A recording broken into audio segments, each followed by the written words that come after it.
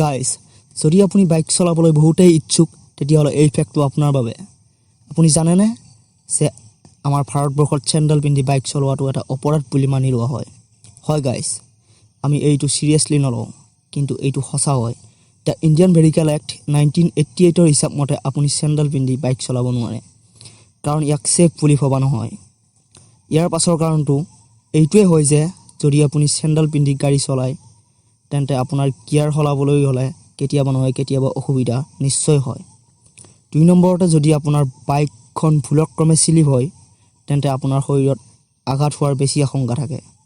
আৰু যদি আপুনি জোতা পিন্ধি থাকে তেন্তে আপোনাৰ অলপ দখম কমকৈ হ'ব 3 নম্বৰতে জোতা পিন্ধি কিক মাৰিবৰ বাবেও বহুত সুবিধা হয়নে ইণ্টাৰেষ্টিং ফেক্ট শুনি কেনেকুৱা লাগিলে কমেণ্ট বক্সত লিখিবলৈ নাপাহৰিব ভাল লাগিলে চেনেলটো ছাবস্ক্ৰাইব কৰিব ধন্যবাদ